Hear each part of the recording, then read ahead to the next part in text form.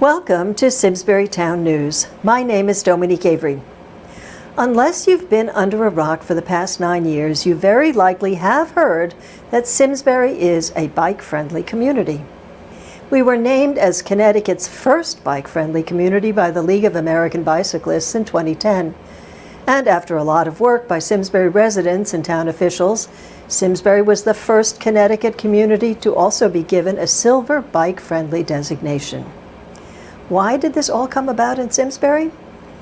There was a clue in the last photo you saw in the introduction to the show. It's a railroad crossing sign. It's there to show that the bike trails had their birth in an old railroad called the Canal Line, which stopped running in Simsbury decades ago. Spurred by federal funding and help from the Mitchell family, work began on converting the unused rail sections into bike trails in the 90s. The first section of the trail opened in 1993. That's all history. But my guests, Tom Roy, the town's Public Works Director, and Tom Tyburski, the Town Director of Culture, Parks, and Recreation, are here to talk about today, not history.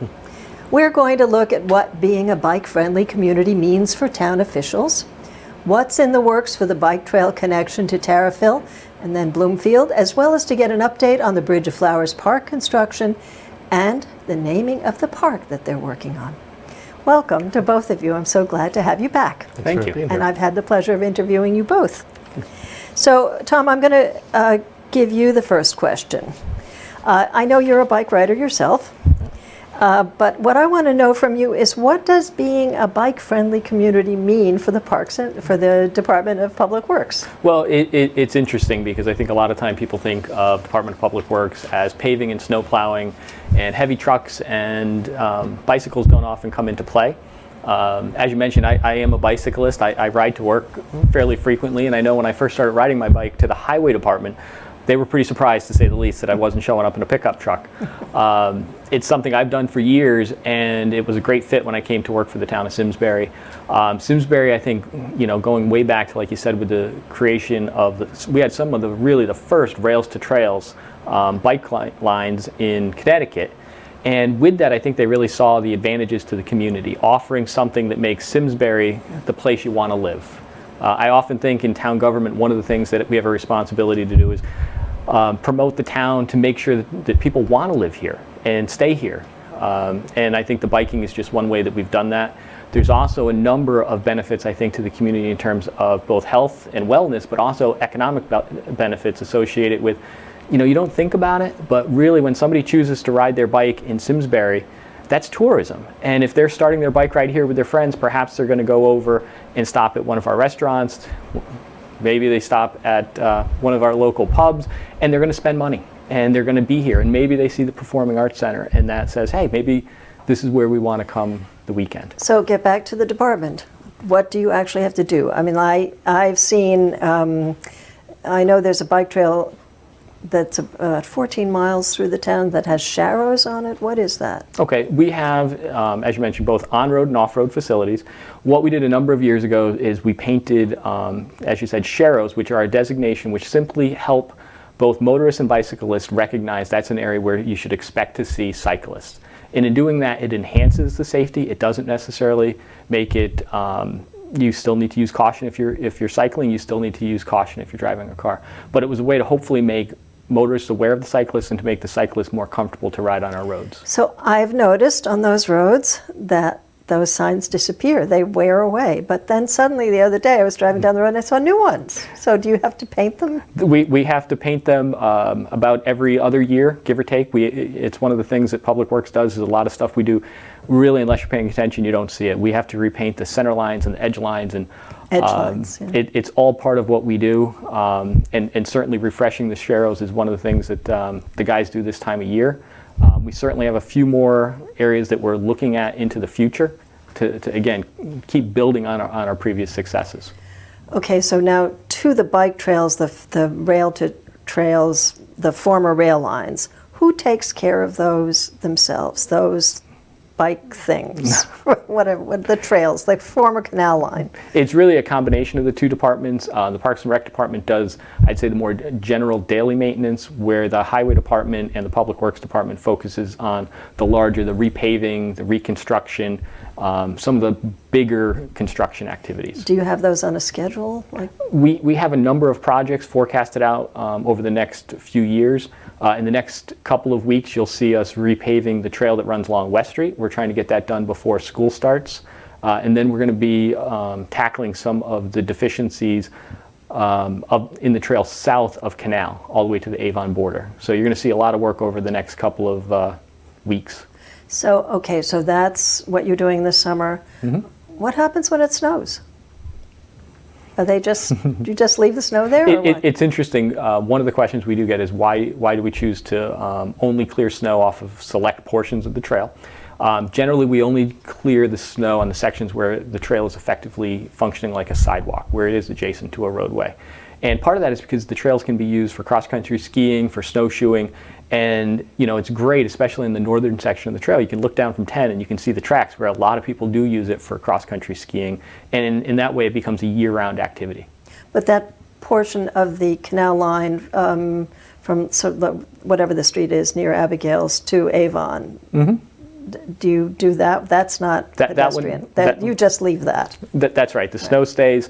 And the two challenges would be, one, there certainly would be an additional cost to the removal of the snow.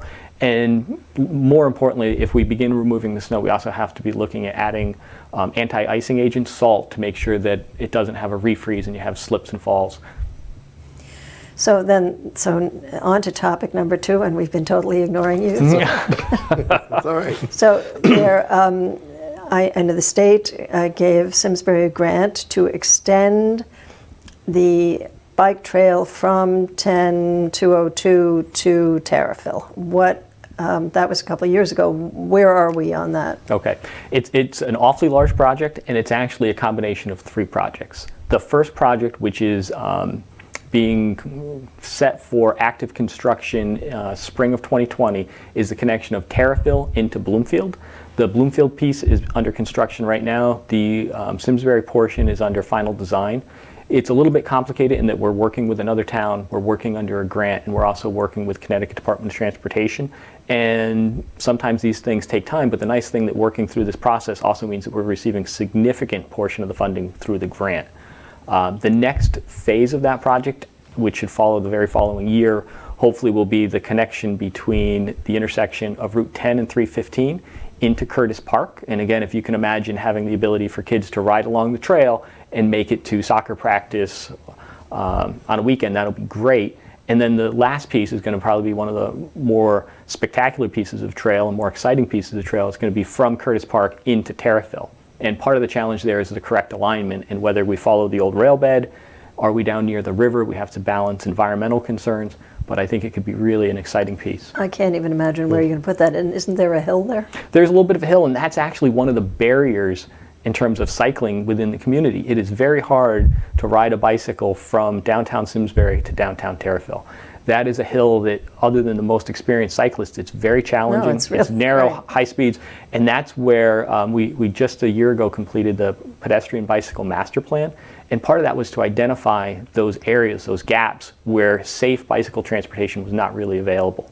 So that's really a key focus for the town in the years ahead. So it's going to be, it has to be off-road, right? Is there room for it? I mean, there's also a river there. There's room for it, and part of the question, with the hills and the slopes and wetland considerations is whether or not certain portions of it are going to be elevated, essentially built on piles. It makes for an exciting trail, but it also raises the cost significantly. Mm-hmm. And again, this is the type of trail that we're really going to be actively searching for grant funding to help support and offset those costs.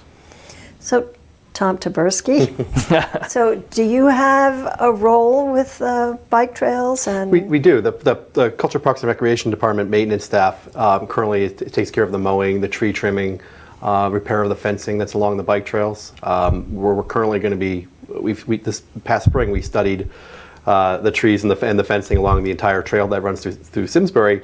We're going to start work later this summer, early fall, on replacing sections of broken fence the northern end of the trail, while Tom's paving the areas in the south. We're going to start doing some repairs to the north end, and then continue on through other sections of trail in town that need repair. Do you guys often talk? Are you in communication? Pretty close to daily. Pretty close to daily, yes. So yeah. are your your offices are in completely different places. You're at the town. What? I'm usually at the highway department. At the highway department, and you're out at Simsbury Farms? Out at Simsbury Farms, but we see each other quite often and comparing notes pretty much daily. All right, so now I'm going to focus a little more on Sure. you. We're taping this on July 26th. It's the day after a Parks and Open Space Master Plan public input meeting that was held last night.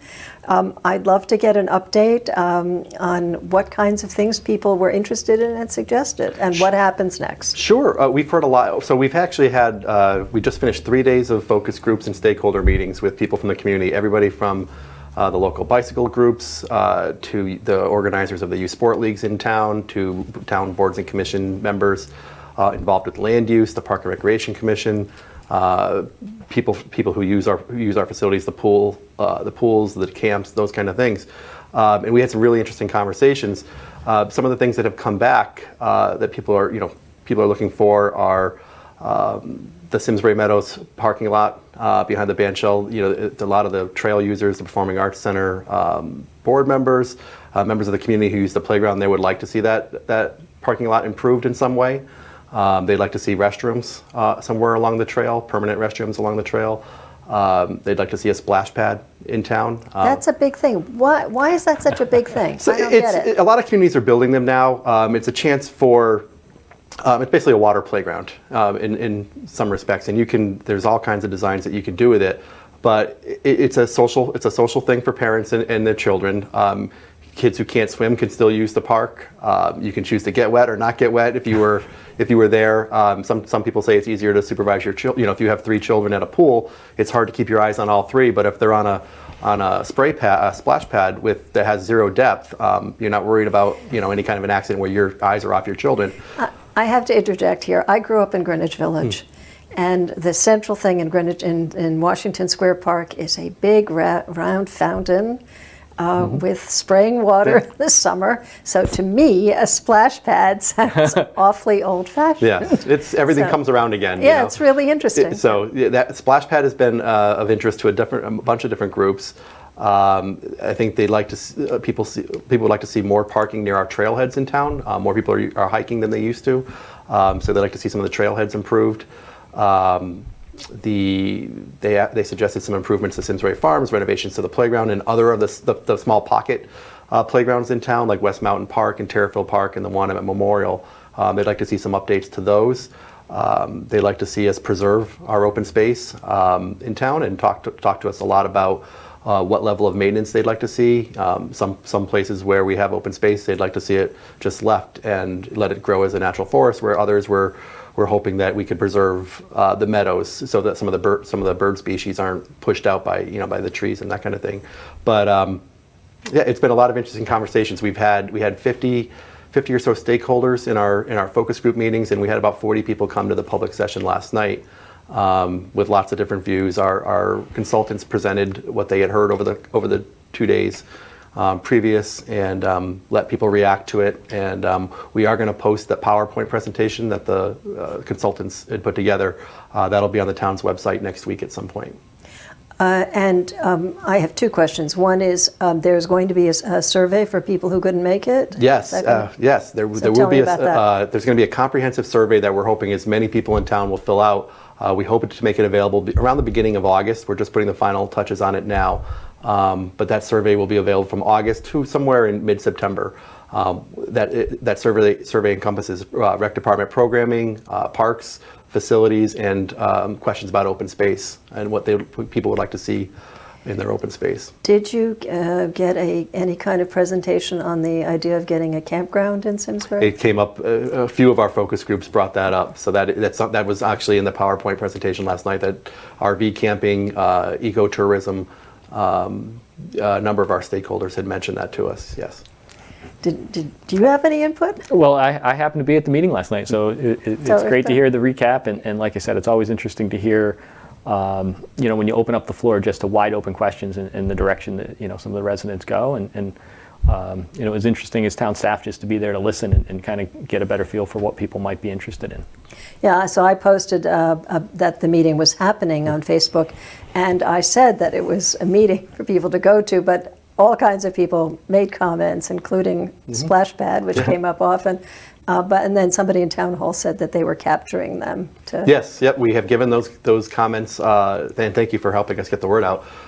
We have given those comments to our consultants. They have been, myself and our consultants have been at a lot of the events over the last few months. The Burgers on the Bridge, the duck race. We were at the Celebrate America concert, talking to people and getting some more informal conversations about what they like in town, what they don't like, what can we improve on. So they've had a number of conversations, not just the ones the last 3 days. But what they're going to do next is they're going back to their office, going to continue to take notes about the conversations. Some of our stakeholders filled out questionnaires. We're finalizing that survey, and once those survey results are done, they're going to come back to us probably in mid to late September to report their findings, and that most likely will be a public meeting as well. And then people will have a chance to react to that, and then we're going to start to go on to put a draft report together that will be presented to the Rec Commission and the Board of Selectmen. And we hope to have this project a really nice, comprehensive plan to move forward with and accepted by the Board of Selectmen sometime in December or early January. So this is a 10-year plan? We think it's going to be our roadmap for the next 10 to 15 years of park improvements, open space maintenance, management plans. But that generally, in most cases, is a decade and a half document. In our case, we've never had a document like this, so it's the first time since the 1960s that any kind of a park study's been done. So, do other towns do this? Where did you get the idea to do this? It's most towns do it on a decade type basis, and it's something you keep. Once you have it, you keep it updated as you every 5 years you might reassess the town's priorities based on the trends in town. Maybe the bike community has identified a need for access to a certain point. But generally, once you have it, it's easier to update it every few years than it is to go back and redo it after 15 years or 20 years. This is a tremendous amount of work. Yes. And it's an important roadmap, essentially, for planning purposes. One of the things they brought up last night is how certain activities they see, as national experts, they see, for example, pickleball, they saw that 5 or 6 years ago as being a big thing. And whereas many people, myself included, never had heard of it, and lo and behold, that's what happens. And same thing, if they see a certain activity dwindling out, it may be good information for the Parks and Rec staff to know, okay, maybe we don't need to focus on building more soccer fields or more lacrosse fields if we see another sport coming in. And it's just a way to effectively manage the town's resources. So, speaking of sports, did you also hear from the sports organizations? We did. We talked to representatives from the youth rugby organization in town. Youth baseball came to us. We also heard from Simsbury Youth Hockey. We heard from the Simsbury Soccer Club. So yeah, a lot of them. The tennis players in town were active with us. We spoke to some people from the bike groups as well, and it was a pretty good representation. Obviously, we always hope for when we have these meetings that we get as many people as possible with as many different viewpoints, but they were the people who did come out were very helpful to us. So I promised that we were going to move on to the construction of the park at the Flower Bridge. Are both of you involved in that? I am just on the periphery, I think. Yeah, I am involved with it. It's currently a project that's being handled by our town engineer, Jeff Shea, myself, and then we work closely with the Flower Bridge Committee as well. They've been a great resource to us in helping people get the word out, adding insight to things that should be there and should not be there. But those are the groups who are working on it. So I went by today. Somebody mentioned to me the other day that they hadn't seen anything going on, and today I went by and I saw for the first time a big yellow sign saying that it was closed, but the house is still there. So describe what's happening. There was a delay in the project. One of our general contractors, subcontractors, backed out, and it was for the abatement of the asbestos in the home. They are now back on track. They have a new contractor ready to do that. I believe he's begun work. He expects to be done in the next couple of weeks, and then right after that, the house will come down. That doesn't mean anything hasn't been happening, that nothing's been happening there. They've been removing invasive species. As you can see, a lot of people are calling us saying they didn't know their house was there because things had grown up around it if you haven't been here a long time. So they have been removing invasive species. Once the house comes down and is removed, they'll start regrading the property to get it into the park setting that it needs to be, and then you'll see construction move along quite quickly at that pace. We still expect to be done before the end of October. So Public Works is not involved because this is contracted out, is that? No, just the way the division of work is, certain capital projects are managed through our engineering department where others are managed through Public Works. It may be that we had enough work for this summer.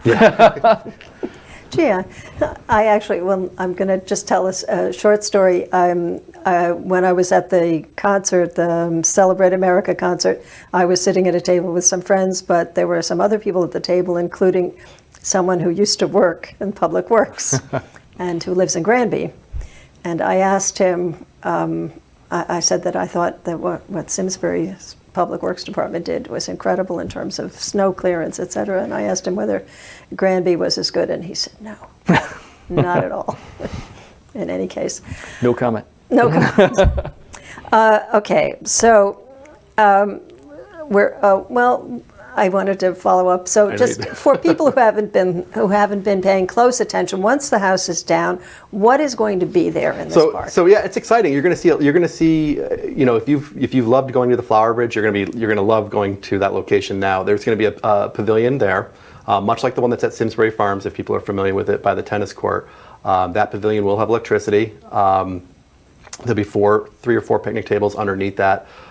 Brick paver walkways throughout the park where the house is now, and most people are excited about 2 things: that there's going to be a water fountain there, and that there's going to be river access that wasn't there previously. So you will be able to launch a canoe or kayak onto Hop Brook, which feeds into the Farmington River right at that location. So will there be a sort of a launch? It's let's call it a rustic launch, but. Due to permitting, we can't go into the water with where the crew boathouse is and have a ramp like that. It will be a defined walkway down to the edge of Hop Brook, and then you should be. It's no slope or anything. You should be easily travel down there to get your canoe or kayak in the water. Can I ask why, due to permitting, you can't do that? Because it's in the flood. You're in the floodplain. Down there, so a lot of construction. You can probably speak better than I can about floodplains, but construction in the floodplain is very difficult, and that's why one of the reasons that this project is taking place now instead of 2 or 3 years ago. But you can go, I think, up to within 6 feet of the edge of the water for us to be able to do this. So why is the crew boathouse different? I think that's because it's a flotation. It floats. I don't know. I wasn't here when that was built, but. I've seen it, but I've never walked down there. It's still, you're going to be able to launch a boat from there. Most places where I go to launch my kayak, it's very rough. This is going to be more defined than a lot of the places we go to, more defined than Curtis Park or the Pinchot Tree.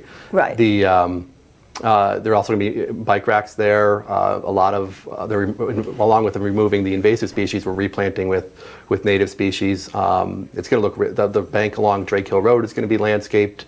I think people are going to be really excited about it. I think it's going to be a great project. Yeah, so I'm looking forward to it. Is it going to be done this summer? We expect it to be done the original projection was October 1st. I think we'll still be done sometime in October. And we'll have a grand opening next summer, or late spring next year. In time for the 350th celebration. Yep. That's what people are nervous about. No, it'll be ready by then. So this park that we've been talking about is going to have a name. Yes. And there has been a naming subcommittee of the Board of Selectmen. And I happened to see that the meeting to choose the name was already posted in the minutes on the town website. Yeah. So you were at that meeting. So can you tell us what happened? Sure. There, so what I'll the just discussion quickly go over the process. In late June, the town began publicizing on their website and through other entities a link to be able to give residents some input onto the name of the property. They could suggest a name, and they could tell us why they thought that would be a great name for the park. The town received almost 60 responses to those queries, and a committee of one of our Board of Select persons, the president of the Flower Bridge Committee, and a member of the Culture, Parks, and Recreation Commission, with some assistance from staff, met last Monday to review those names. And what they came up with is Hop Brook Landing at the Flower Bridge. Hop Brook Landing, obviously the river access is going to be on Hop Brook, which is the feeder into the Farmington River. We have many, we have roads named after Hop Brook in town, and we really wanted to incorporate the work that the Flower Bridges Committee has done over the 30 years, that the bridge is 25, 30 years that they've been planting over there. We really wanted to incorporate the Flower Bridge into the park's name. We didn't want it to be a standalone type of thing. So I read in the minutes that there was a healthy discussion. What did that mean? No, we had some great suggestions from the residents, and as the committee discussed the names, they kept discussing what they felt was important and what made a great case for the name for the park, what's going to be in the park, and the discussion really revolved around the fact that there really wouldn't be a park unless it was for the Flower Bridge is the reason for this park. And the fact that we wanted to have something that obviously the town could be proud of, and said what it was without being too simple. As far as instead of something that just said River Access Park, we wanted to have something a little more dignified than that, I guess. Yes, I was sad to see that my choice, Betty Hudson Park, in one form or another was not chosen, because Betty Hudson, number one. When I founded the Flower Bridge, Betty Hudson was 100% behind having it there, and it was in her front yard. And if she had opposed it, it probably wouldn't have happened. And then it's on her property. The town bought the Betty Hudson house. So Betty, I could tell you Betty's, and I didn't have the pleasure of meeting Mrs. Hudson, but. A lot of the names that we got were around, had something to do with her name. People made some great cases. There already is planned a memorial recognizing her accomplishments and her gift at the park. That was part of the sale agreement with the town. So that was already in place to be there. And so as of the naming committee, they made a recommendation. They're going to be making a formal recommendation in September to the Board of Selectmen. And then it's up to the Board of Selectmen to formally approve that, and then that will become the official name of the park. Okay, so we'll find out whether it's official at the next Board of Selectmen meeting, and unfortunately I've gotten the signal that our time is up. I want to thank my guests, Parks and Rec Director Tom Tyburski and Public Works Director Tom Roy, for all the wonderful information they've provided us today. Thanks also to Karen and Kristen here at SCTV for helping us get this show on the air. And finally, thank you for joining us. If you missed any portion of the show, you can find it on our website at simsburytv.org. You can also watch it on Comcast at Channel 5 and Channel 1084, and on Frontier on Channel 6069. I'm Dominique Avery. See you next time for Simsbury Town News.